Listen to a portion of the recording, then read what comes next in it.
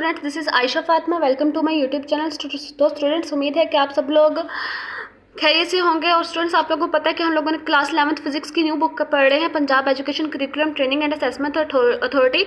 और इस new book को लेकर हम लोगों ने चैप्टर नंबर 2 स्टार्ट किया है, हुआ है फोर्स एंड मोशन। और आज हम लोग चैप्टर नंबर 2 के जो है वो शॉर्ट आंसर क्वेश्चंस पढ़ेंगे एक्सरसाइज के।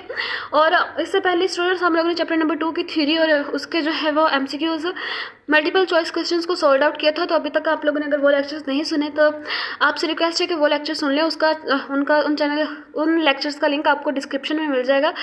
तो स्टूडेंट्स, अभी तक आप लोगों ने अगर चैनल को सब्सक्राइब नहीं किया तो प्लीज़ चैनल को सब्सक्राइब कर दें। अगर वीडियो अच्छी लगे तो लाइक करें, शेयर करें और कमेंट्स में ज़रूर बताएं कि आपको लेक्चर कैसा लगा। तो स्टूडेंट्स, आज हमारे पास शॉर्ट आंसर क्वेश्चन है चैप्टर नंबर 2 की एक्सरसाइज के। तो हमारे पास जो पहला क्वेश्चन है हमारे पास वो ये 2.1 है, जिसमें जो क्वेश्चन है हमारे पास state right hand rule for two vectors with reference to a vector product. तो स्टूडेंट्स, हम लोगों ने वेक्टर प्रोडक्ट्स वाले लेक्चर में पढ़ा था कि जब हम लोग वेक्टर ए को वेक्टर बी की डायरेक्शन में रोटेट करवाते हैं तो हमारी जो कर्लिंग फिंगर्स जो हैं वो डायरेक्शन ऑफ रोटेशन में होती हैं। और हमारे पास जो इरेक्ट थंब होता है वो हमारे पास जो है वो डायरेक्शन ऑफ वेक्टर प्रोडक्ट को रिप्रेजेंट करता है। तो उन्होंने भी यही पूछा है कि state right hand rule for two vectors with reference to vector product, यानी कि वेक्टर प्रोडक्ट की रेफरेंस के साथ हम लोगों ने right hand rules of for two vectors को स्टेट करना है। स्टूडेंट्स, 2.1 हमारे पास आंसर है उसमें पहले हम लोग राइट हैंड रूल लिखेंगे कि राइट हैंड रूल हमारे लिए किस तरह यूज़फुल है। तो हमारे पास जो राइट हैंड रूल है यूज़फुल है in determining the direction of vector product of two vector, यानी कि दो वेक्टर्स हैं हमारे पास, उनका वेक्टर प्रोडक्ट की डायरेक्शन को फाइंड आउट करने के लिए राइट हैंड रूल बहुत ज़्यादा यूज़फुल है। अब हम लोग हमारे पास जो राइट हैंड रूल है, यहाँ पर मैंने रूल नहीं लिखा, सॉरी, अकेला राइट हैंड लिख दिया। So please students don't mind, ये रूल भी लिख दिया। तो अब देखिए, हमारे पास अगर दो वेक्टर्स हैं, एक वेक्टर ए है और वेक्टर बी है, अगर हम दोनों उनकी जो टेल्स हैं उनको ज्वाइन कर दें ताकि हमारे पास जो है वो plane of vector A and B vector B बन जाए, यानी कि हमारे पास वेक्टर ए और वेक्टर बी का प्लेन बनाने के लिए हमारे पास जो वेक्टर ए और वेक्टर बी है उनकी जो टेल्स हैं उनको ज्वाइन करेंगे। तो अब देखिए, यहाँ पर हम लोगों ने ऐसे किया है, हम लोगों ने यहाँ पर प्लेन ऑफ वेक्टर ए और वेक्टर बी बनाया है। हमारे पास जो ये हमारे पास वेक्टर ए है, ये हमारे पास वेक्टर बी है, हम दोनों ने इनकी जो टेल्स है उनको ज्वाइन करवा दिया है। फिर हम लोगों ने हमारे पास जो वेक्टर ए है हमारे पास उसको वेक्टर बी की डायरेक्शन में रोटेट करवा दिया है। वेक्टर ए को हम लोगों ने वेक्टर बी की डायरेक्शन में रोटेट करवाया through the smaller of two possible angles के थ्रू हम लोगों ने जो है वो वेक्टर को ए को वेक्टर बी के डायरेक्शन में रोटेट करवाया। फिर हम लोगों ने हमारा ये जो राइट हैंड है उसको जो है वो ऑब्जर्व किया हमारा। अब देखिए, हमारा ये जो राइट है, मेरा ये जो राइट हैंड है, ये मेरे पास जो वेक्टर ए है मैंने उसको वेक्टर बी की डायरेक्शन में रोटेट करवाया है। तो अगर मैं अपने राइट हैंड की फिंगर्स को ऐसे कर्ल करूं और थंब को इरेक्ट रखूं तो मेरे पास ये जो मेरी कर्लिंग फिंगर्स हैं वो ये डायरेक्शन ऑफ रोटेशन को रिप्रेजेंट करती हैं। और हमारे पास मेरा ये जो इरेक्ट थंब है वो डायरेक्शन ऑफ वेक्टर प्रोडक्ट को रिप्रेजेंट करता है। ठीक है स्टूडेंट्स, तो यही चीज़ यहाँ पर लिख दी नहीं है हम लोगों ने इंग्लिश में बनाकर कि हमारे पास rotate the first vector A into vector B. हमारे पास जो फर्स्ट वेक्टर ए है इसको वेक्टर बी में जब हम लोगों ने रोटेट करवाएंगे तो हमारे पास जो हमारे राइट हैंड की जो फिंगर्स हैं उनको कर्ल करेंगे तो हमारे पास ये हमें डायरेक्शन ऑफ रोटेशन बताएंगे। अब देखिए, हम लोग फिंगर्स को कर्ल भी ऐसे कर रहे हैं और रोटेशन भी ऐसे ही जा रही है, यानी कि वेक्टर ए जो है वेक्टर बी के डायरेक्शन में रोटेट भी ऐसे कर रहा है और हम लोग फिंगर्स को भी कर्ल भी ऐसे कर रहे हैं। Rotate the first vector A into B through the smaller of the two possible angle, curl the fingers of right hands. फिर अब हमारे पास जो राइट हैंड की फिंगर्स हैं उनको कर्ल करेंगे in the direction of rotation. हमारे पास जो राइट हैंड की जो फिंगर्स हैं वो डायरेक्शन ऑफ रोटेशन बनाती हैं। फिर हम लोग थंब को इरेक्ट रखते हैं तो हमारे पास जो डायरेक्शन होती है वेक्टर प्रोडक्ट की वो इरेक्ट थंब के अलोंग होती है। नेक्स्ट जो हमारे पास जो क्वेश्चन है शॉर्ट आंसर क्वेश्चन का 2.2 है, हमारे पास उन्होंने कहा है कि इम्पल्स की डिफाइन करें और इसका जो रिलेशन शो करें मोमेंटम के साथ। तो स्टूडेंट्स, आपको पता है कि इम्पल्स हमारे पास क्या होता है, जब एक शॉर्ट इंटरवल ऑफ टाइम के लिए एक लार्ज फोर्स लगती है किसी भी चीज़ पर तो वो हमारे पास इम्पल्स होता है। जैसे एक क्रिकेट बैट है, वो क्रिकेट बॉल को जब हिट करता है तो वो क्रिकेट बॉल को हिट करने में उसको टाइम तो कम लगता है लेकिन उसके ऊपर फोर्स ज़्यादा लगती है। तो ये भी हमारे पास इम्पल्स की एग्जाम्पल है और अब हम लोगों ने इसका जो रिलेशन है वो मोमेंटम के साथ शो करना है। स्टूडेंट्स उन्होंने क्वेश्चन नंबर 2.2 में उन्होंने कहा है कि सबसे पहले कि इम्पल्स की डिफाइन करें। तो हम लोग इम्पल्स की डिफाइन कैसे कर सकते हैं कि मैंने large force act on a body for a very short interval of time, यानी कि हमारे पास एक लार्ज फोर्स जो होती है वो किसी भी बॉडी पर शॉर्ट इंटरवल ऑफ टाइम के लिए एक्ट करती है। Then the product of average force and time for it acts, यानी कि हमारे पास जो एवरेज फोर्स का प्रोडक्ट है और वो टाइम है for which it act and time for which it act, यानी कि वो टाइम शॉर्ट टाइम जिसके लिए वो लार्ज फोर्स लगती है वो हमारे पास इम्पल्स कहलाता है। इसकी हम लोगों ने बहुत ही एक सिंपल सी एग्जांपल ली थी कि जब हम एक बैट के साथ क्रिकेट बॉल को हिट करते हैं तो हिट करने में जो टाइम तो है वो बहुत कम लगता है, लेकिन क्रिकेट बॉल के ऊपर फोर्स जो है वो बहुत ज़्यादा लगती है। जो मोमेंटम की मैथमेटिकल फॉर्म है वो हमारे पास जो है वो इम्पल्स को हम लोग आई वेक्टर से शो करवाते हैं और ये हमारे पास लार्ज फोर्स और शॉर्ट टाइम का प्रोडक्ट है। तो हमारे पास I vector is equal to vector F cross T के इक्वल आ गया। हमारे पास जो इम्पल्स का फार्मूला आया वो हम लोगों ने कैसे निकाला, तो ऐसा यूनिट ऑफ इम्पल्स जो है वो न्यूटन सेकंड है, यानी कि फोर्स का जो यूनिट है वो न्यूटन है और टाइम का जो यूनिट है सेकंड है, इसलिए हमारे पास जो इम्पल्स का यूनिट है वो न्यूटन सेकंड है।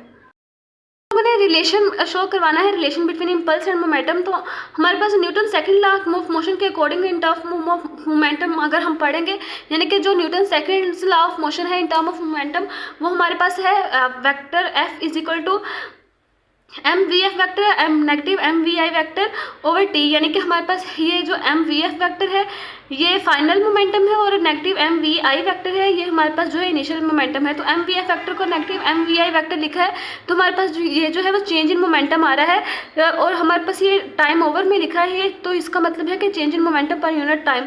तो अब जब हम लोग Newton second law of motion को इन टर्म ऑफ मोमेंटम में रिप्रेजेंट करते हैं तो हमारे पास F vector is equal to M V F vector negative M V I vector over T आता है। यहाँ पर टी डिवाइड हो रहा है, इधर जाके मल्टीप्लाई हो जाएगा तो F vector cross V T vector आ जाएगा।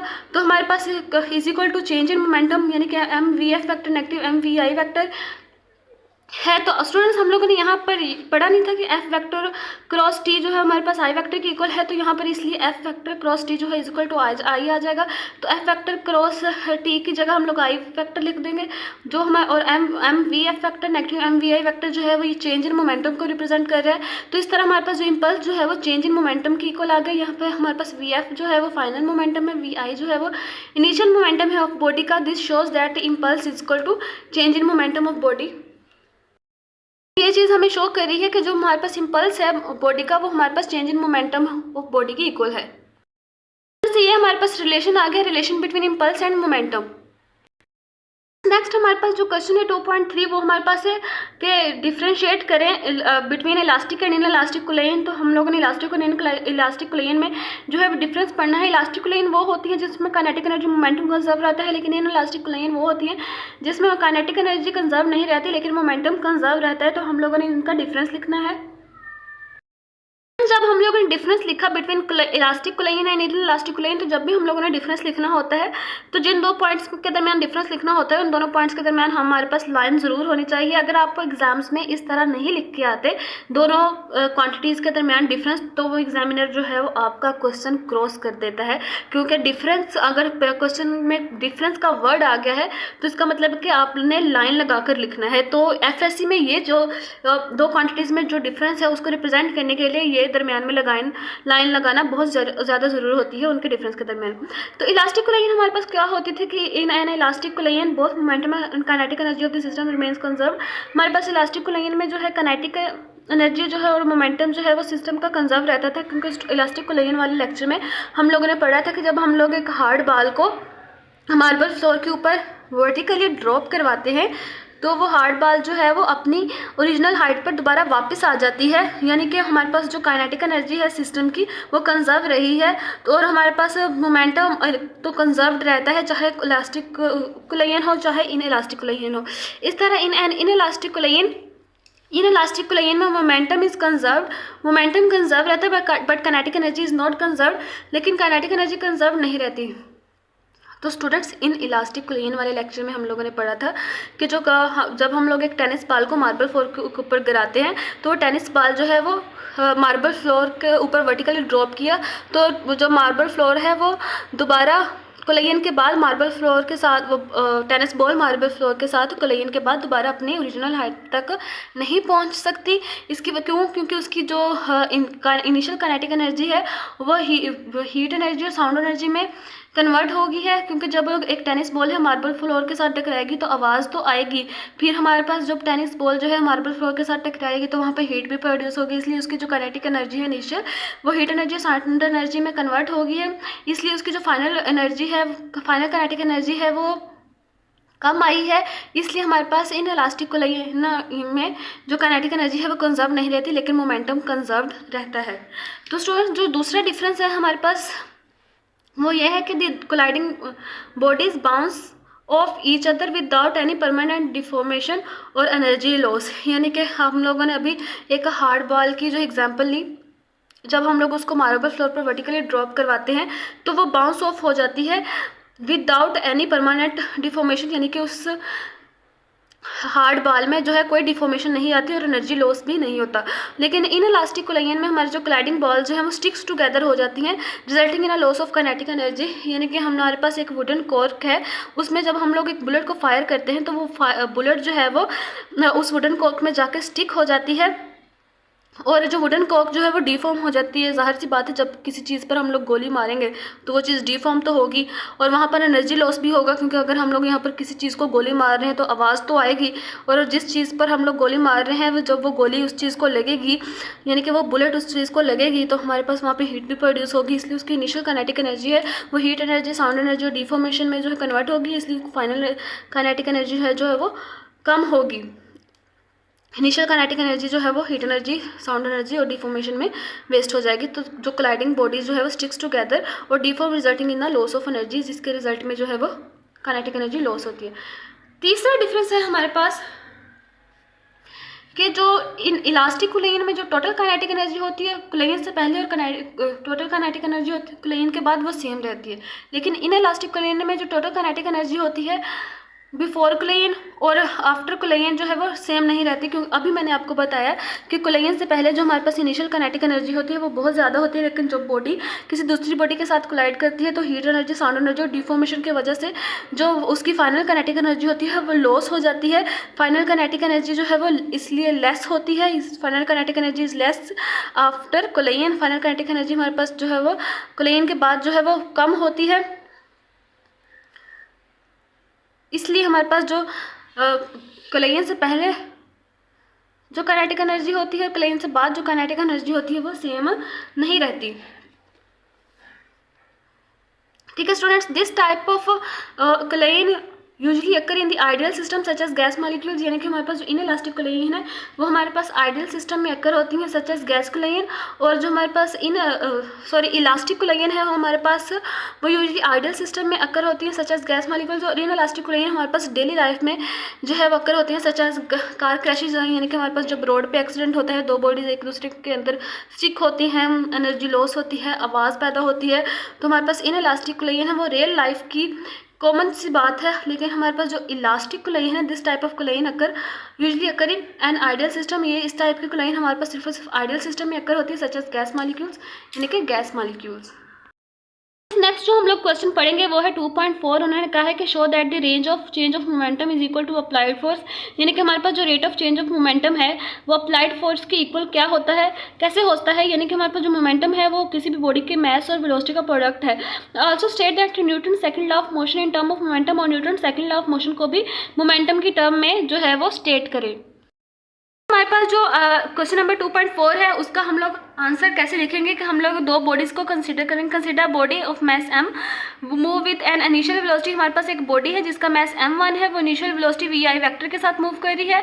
जब अब देखिए हमारे पास एक बॉडी है, या अगर एक बॉल को ही ले लें, हमारे पास वो बॉल है उसका मास m है, वो हमारे पास इनिशियल वेलोसिटी के साथ vi वेक्टर के साथ मूव कर रही है, और फिर जब हमारे पास इस बॉडी के ऊपर कोई एक्सटर्नल फोर्स एक्ट करती है टाइम t के लिए, तो हमारे पास उस बॉडी की फिर जो एक्सटर्नल फोर्स एक्ट करने के बाद टाइम t के लिए इस बॉडी की जो वेलोसिटी होगी वो vi से vf में कन्वर्ट हो जाएगी। तो हमारे पास जो एक्सेलरेशन प्रोड्यूस होगा फोर्स का वो हमारे पास किस तरह से प्रोड्यूस होगा, क्योंकि एक्सेलरेशन हमारे पास जो है वो चेंज इन वेलोसिटी पर यूनिट टाइम है। तो वेलोसिटी में जो चेंज है वो हम लोग कैसे लिखेंगे, यानी कि हमारे पास जो फाइनल वेलोसिटी होगी उसको उसमें से इनिशियल वाली वेलोसिटी जो है चेंज कर देंगे, फिर हमारे पास जो है वो चेंज इन वेलोसिटी आ जाएगी। चेंज इन और टाइम को हम लोग ओवर में लिखेंगे, यानी कि चेंज इन वेलोसिटी पर यूनिट टाइम। तो फिर हमारे पास जो एक्सेलरेशन होगा उस बॉडी का जो पहले वी आई इनिशियल वेलोसिटी के साथ मूव कर रही थी, जब उसके ऊपर एक्सटर्नल फोर्स एक्ट की फॉर टाइम टी, तो फिर वो हमारे पास वी एफ वेलोसिटी के साथ मूव करने लगी। अब हमारे पास वेलोसिटी जो है वी एफ है, हम लोगों ने चेंज वेलोसिटी फाइंड आउट करनी होती है। तो हमारे पास जो बाद वाली वेलोसिटी वी एफ है उसमें से पहले वाली वेलोसिटी वी आई माइनस कर देंगे, तो हमारे पास जो है वो चेंज इन वेलोसिटी आ जाएगा। तो हमारे पास एक्सेलरेशन होगा उस बॉडी का, acceleration A produce by the force is given by, वो हमारे पास एक्सेलरेशन क्या होता है, चेंज इन वेलोसिटी पर यूनिट टाइम। तो हमारे पास एक्सेलरेशन जो होगा वो किसके इक्वल होगा, vector A is equal to V F vector negative V I vector over T. तो हमारे पास according to Newton second law of motion के अकॉर्डिंग जो हमारे पास फोर्स जो है वो वेक्टर एफ जो है is equal to M A vector की इक्वल होता है, यानी कि फोर्स जो है हमारे पास एम ए की इक्वल होती है। इसको हम लोगों ने इक्वेशन 2 का नाम दे देते हैं।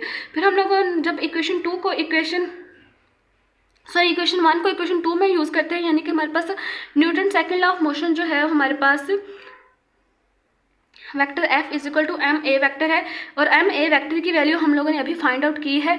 तो जब हम लोग एम ए वैक्टर की वैल्यू यहाँ पर पुट कर देंगे, इस इक्वेशन 1 से लेकर यहाँ पर पुट कर देंगे, तो हमारे पास F is equal to M V F vector negative V I vector over T आ जाएगा। तो हमारे पास फिर M into V F vector negative V I vector over T आ गया। हमारे पास जब एम जो है वो अंदर मल्टीप्लाई हो जाएगा, तो हमारे पास vector F is equal to M V F vector negative M V I vector over T आ जाएगा। इसको हम लोगों ने फिर इक्वेशन 2 का नाम दे दिया। तो हम लोग यहाँ पर लिख देंगे जो एम वी एफ वैक्टर है वो फाइनल मोमेंटम है, एम वी आई वैक्टर है जो बॉडी का इनिशियल मोमेंटम है, और Newton second law of motion की टर्म में जो मोमेंटम है हम लोग को उसको कैसे स्टेट कर सकते हैं, time rate of change of body is equal to applied force. यानी कि हमारे पास अब देखें टाइम रेट आ रहा है चेंज ऑफ वेलोसिटी के में, जो कि हमारे पास अप्लाइड फोर्स के इक्वल है। तो इसीलिए हम लोगों ने यहाँ पर लिख दिया कि the Newton second law of motion is the term of momentum can be stated as the time rate of change of momentum of the body is equal to applied force. फिर हमारे पास जो time rate of change of momentum आ रहा है वो force के equal है। तो फिर हमारे पास जो है वो rate of change of momentum, इसीलिए हमारे पास जो है फोर्स के अप्लाइड फोर्स के इक्वल है। तो फिर हम लोग हमारे पास जो इक्वेशन 3 है वो हमारे पास क्या गिव करती है, mathematical form of Newton second law of motion term of momentum, यानी कि हमारे पास Newton second law of motion की जो मैथमेटिकल फॉर्म है उसको मोमेंटम की टर्म में एक्सप्लेन करती है। नेक्स्ट हमारे पास जो क्वेश्चन है 2.5, वो हमें ये कहा गया है कि state law of conservation of linear momentum, यानी कि लीनियर मोमेंटम जो लॉ ऑफ कंजर्वेशन है वो मोमेंट स्टेट करें। Also state condition under which it holds, यानी कि हमारे पास वो कंडीशन स्टेट करें जिसके अंडर जो है वो law of conservation of linear momentum hold करता है। स्टूडेंट्स क्वेश्चन नंबर 2.5 है, हम जब इसका आंसर लिखेंगे तो क्या लिखेंगे कि हमारे पास जो law of conservation of linear momentum है उसके स्टेटमेंट क्या है, according to law of conservation of linear momentum total linear momentum of an isolated system remain constant, यानी कि हमारे पास एक ऐसा सिस्टम जिसके ऊपर कोई भी एक्सटर्नल एजेंसी जो है वो फोर्स एक्सर्ट नहीं कर रही, तो उस सिस्टम का जो मोमेंटम होगा वो सिस्टम हमारे पास आइसोलेटेड सिस्टम होगा, और उस सिस्टम का मोमेंटम हमारे पास जो है वो लीनियर मोमेंटम कांस्टेंट रहेगा। हमारे पास जो मैथमेटिकली फॉर्म होगी वो हमारे पास होगी m1v1 plus m2v2 is equal to m1v1 dash plus m2v2 dash, यानी कि हमारे पास जो m1v1 प्लस m2 जो है वो टोटल मोमेंटम है सिस्टम का बिफोर कोलाइन, और m1v1 dash plus m2v2 dash है ये टोटल मोमेंटम है सिस्टम का आफ्टर कोलाइन। ठीक है स्टूडेंट्स, हमारे पास जो वेर m1v1 प्लस m2v2 जो है वो total linear momentum of system before कोलाइन, and m1v1 dash plus m2v2 जो डैश जो है ये टोटल फाइनल मोमेंटम है सिस्टम का आफ्टर कोलाइन। यानी कि हमारे पास जो एक आइसोलेटेड सिस्टम होता है जिस पर कोई भी एक्सटर्नल एजेंसी जो है वो फोर्स एक्सर्ट नहीं कर रही होती, तो हमारे पास उस सिस्टम का जो मोमेंटम होता है वो कांस्टेंट रहता है, क्योंकि वो ऐसा सिस्टम जिसके ऊपर कोई एक्सटर्नल एजेंसी जो है फोर्स एक्सर्ट नहीं करती, ऐसा सिस्टम हमारे पास आइसोलेटेड सिस्टम कहलाता है। नेक्स्ट हमारे पास कंडीशंस हैं, यानी कि ऐसी conditions under which the law of conservation of linear momentum hold, यानी कि ऐसी कंडीशन जिसके अंदर जो है वो law of conservation of linear momentum जो होल्ड करता है। तो हमारे पास जो law of conservation of linear momentum holds only for isolated system, यानी कि law of conservation of linear momentum सिर्फ और सिर्फ आइसोलेटेड सिस्टम के लिए होल्ड करता है।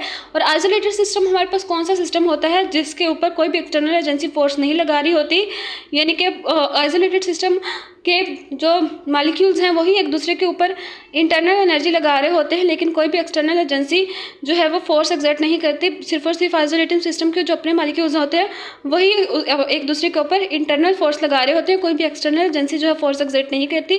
तो इस तरह के सिस्टम के लिए law of conservation of momentum जो है वो होल्ड करता है। स्टूडेंट्स, नेक्स्ट हमारे पास जो क्वेश्चन नंबर 2.6 है वो हमें कहा गया है कि show that the range of projectile is maximum at an angle of 45 degree, यानी कि अगर हमारे पास एंगल 45 डिग्री है तो हमारे पास जो प्रोजेक्टाइल की रेंज है वो मैक्सिमम कैसे होगी। तो ये हम लोग पढ़ते हैं। आपको पता है कि जो रेंज ऑफ प्रोजेक्टाइल है उसको फाइंड आउट करने का फार्मूला हमारे पास है R=VI² sin 2θ/g की वैल्यू हमें दे देगी है 45 डिग्री। जब हम लोग थीटा की जगह 45 डिग्री पुट करेंगे तो हमारे पास रेंज जो होगी प्रोजेक्टाइल की वो आ जाएगी R=VI² sin 2 × 45 डिग्री। 2 को हम लोग जो 45 डिग्री के साथ मल्टीप्लाई करवाएंगे तो हमारे पास 90 डिग्री आ जाएगा। तो हमारे पास रेंज होगी R=VI² और VI साइन थीटा हमारे पास 90 डिग्री है, तो 90 डिग्री हमारे पास 1 के इक्वल होता है, यानी कि हमारे पास जब रिजल्ट ये शो करवा रहे हैं कि जब हमारे पास थीटा 45 डिग्री पे होगा तो जो रेंज होगी प्रोजेक्टाइल की वो मैक्सिमम होगी।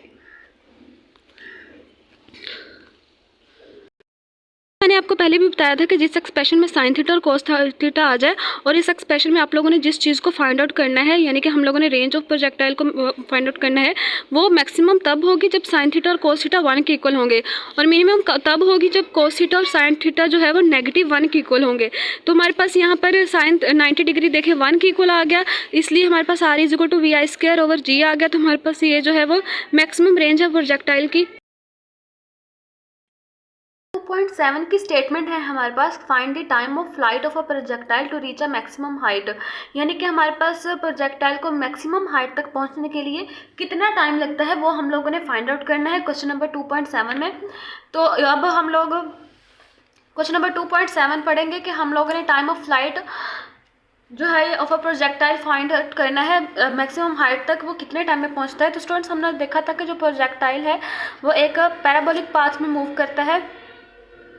ये हमारे पास y एक्सिस आ गया, ये हमारे पास x एक्सिस आ गया, ये हमारे पास प्रोजेक्टाइल है वो जो पैराबोलिक पाथ में मूव करता है। तो यानी कि उसको मैक्सिमम हाइट तक जाने के लिए, यानी कि जब हम लोग प्रोजेक्टाइल को यहाँ से प्रोजेक्ट करते हैं तो एक दफ़ा मैक्सिमम हाइट पर जाता है, मैक्सिमम हाइट से फिर नीचे आना शुरू हो जाता है। तो हमारे पास जो time of flight of projectile की to reach of maximum height को हम लोग किस फार्मूला से फाइंड आउट कर सकते हैं। हम लोगों ने टाइम ऑफ फ्लाइट वाले लेक्चर में पढ़ा था कि जो फार्मूला हम लोग यूज़ करते हैं वो होता है T=VI sin θ/g। तो स्टूडेंट्स, हमारे पास ये तो टाइम फाइंड आउट करने का फार्मूला है, ये हमारे पास कैसे आता है।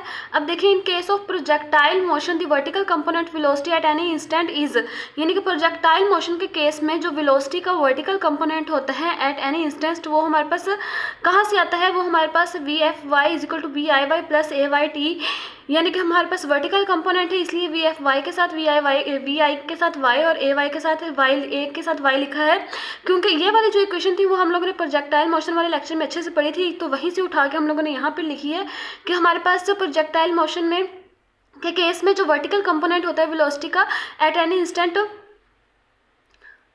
वो क्या होता है।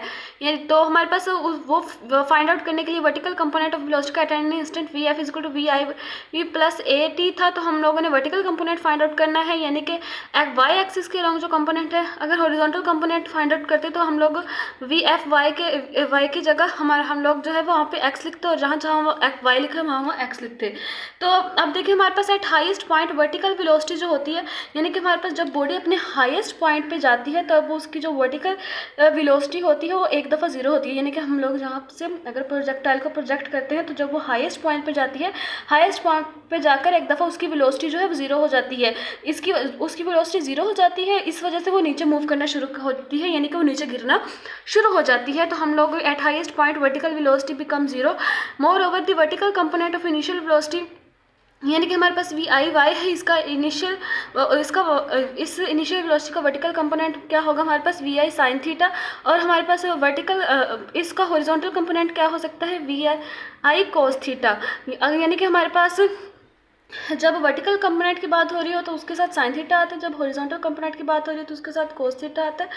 तो हमारे पास VI जो है वो VI साइन थीटा की इक्वल होगी। अब देखिए स्टूडेंट्स, हमारे पास जो एक्सीलरेशन होगा वो क्या होगा, एक्सीलरेशन अब देखिए हम लोगों ने यहाँ से प्रोजेक्टाइल को यहाँ पर प्रोजेक्ट किया तो वो अपनी मैक्सिमम हाइट पर पहुँच गई, और जब वो अपनी मैक्सिमम हाइट पर पहुँची तो वो ज़मीन से दूर थी, यानी कि वो ज़मीन ऊपर ज़मीन से ऊपर मूव कर रही थी, यानी कि अपवर्ड मूव कर रही थी। जब बॉडी अपवर्ड मूव कर रही हो तो जो हमारे पास उसका जो एक्सीलरेशन होता है ड्यू टू ग्रेविटी वो नेगेटिव होता है। तो हमारे पास ये जो एक्सीलरेशन है हम लोगों ने इसको एक्सीलरेशन ड्यू टू ग्रेविटी का नाम दिया, और ये जो है वो नेगेटिव g की इक्वल आ गया।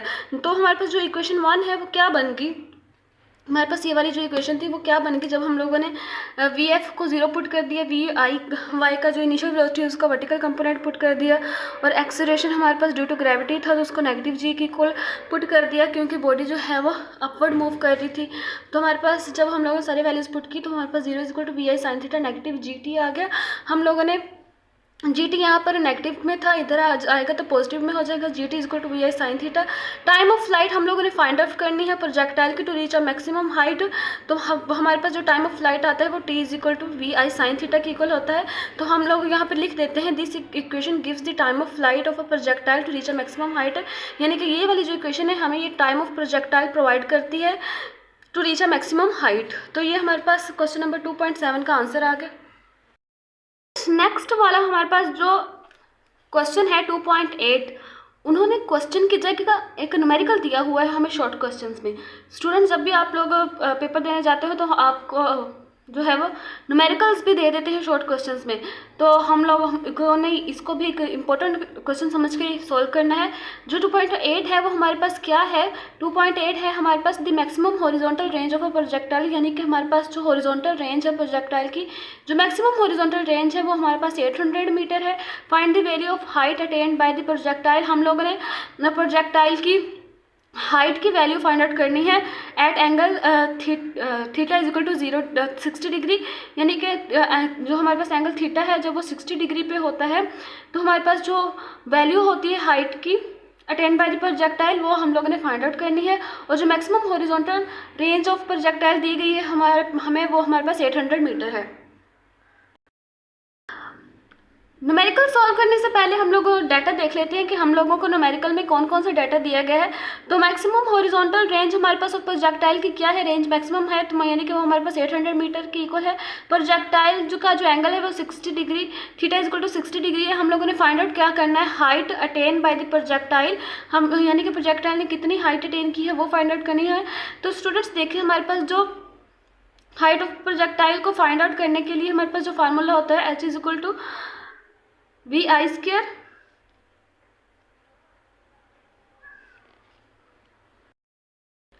H is equal to VI square sine square theta over G। हमें जो है वो थीटा दिया गया है, थीटा 60 डिग्री है, और मैक्सिमम रेंज भी हमें दी गई है। हम लोगों ने फाइंड आउट क्या करना है, VI स्क्वायर। तो स्टूडेंट्स, आपको पता है कि हमारे पास जो मैक्सिमम रेंज है उसका जो फार्मूला होता है हमारे पास वो VI स्क्वायर ओवर G की इक्वल होता है। तो हमारे पास G यहाँ पर डिवाइड हो रहा है, इधर जाके मल्टीप्लाई हो जाएगा, तो हमारे पास जो रेंज मैक्सिमम है वो VI स्क्वायर की इक्वल आ जाएगी। तो हमारे पास जो इस तरह हमारे पास यहाँ पर फार्मूला नहीं, यहाँ पे दो फार्मूला ही बनते हैं, एक ये वाला और एक ये वाला, ठीक है।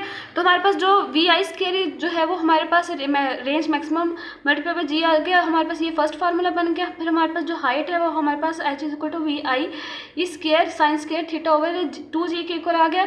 तो जब हम लोगों ने इसको सॉल्व किया तो सॉल्व कैसे करना है कि हम लोग जो इक्वेशन 1 है उसमें वैल्यूज पुट कर देनी है।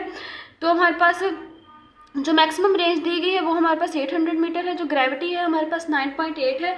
तो जब हम लोगों ने इक्वेशन 1 में जो ये वैल्यूज़ पुट की, तो इक्वेशन 1 में इस वैल्यूज़ पुट करने के बाद इन दोनों को जब हम लोगों ने सॉल्व किया तो हमारे पास वी आई स्क्वायर की जो वैल्यू है वो हमारे पास 7840 आ गई। अब हम लोग वी आई स्क्वायर की वैल्यू को उठाकर इक्वेशन 2 में पुट कर देंगे तो हमारे पास हाइट आ जाएगी, हाइट अटेन बाय प्रोजेक्टाइल। तो हम लोगों ने फिर वी आई स्क्वायर की वैल्यू उठाकर जब यहाँ पर पुट की तो उसके पहले हम लोग जब इसका स्क्वायर रूट लेते हैं, लेकिन square root on both sides लेते हैं तो हमारे पास वी आई का जब हम लोगों ने स्क्वायर रूट लिया तो हमारे पास ऐसे वी आई बन गया।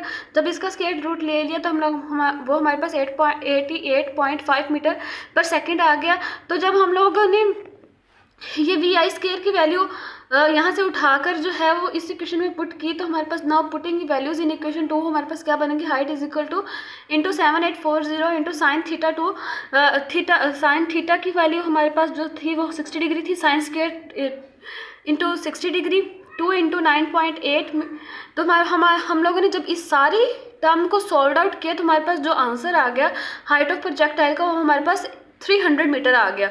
तो फिर जब हम लोगों ने इसको फिर हम लोग ने नीचे आंसर की हेडिंग लगाएंगे और लिख देंगे जो हमारे पास हाइट की वैल्यू है जो कि प्रोजेक्टाइल ने अटेन की है वो हमारे पास h is equal to 300 metre है, यानी कि जो हाइट प्रोजेक्टाइल ने अटेन की है वो 300 मीटर है। स्टूडेंट्स इस न्यूमेरिकल को सॉल्व करने से पहले हम लोगों ने जो है वी आई स्क्वायर के लिए जो फार्मूला निकाला, फिर हमारे पास जो हाइट ऑफ प्रोजेक्टाइल थी वो हमें पता थी कि वो किसकी इक्वल होती है। वी आई स्क्वायर की वैल्यू निकाल के हम लोगों ने इक्वेशन 2 में पुट कर दी तो फिर वहाँ से हमारे पास हाइट आ गई जो कि 300 मीटर है।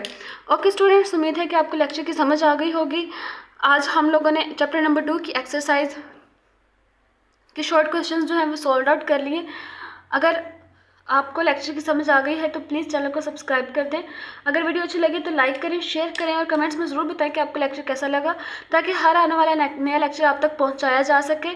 और आप हमें बताया करें कि अगर हमारी कोई गलती है तो हम उसको सॉल्व आउट करें, ताकि फिज़िक्स को इजी से इजी बनाकर आपके सामने पेश किया जा सके और आप अपने एग्ज़ाम्स की बहुत ही अच्छे तरीके से तैयारी कर सकें और अच्छे मार्क्स अटेन कर सकें, ताकि आपका फ्यूचर एक राइट वे में जाए। ओके स्टूडेंट्स, अल्लाह हाफिज़।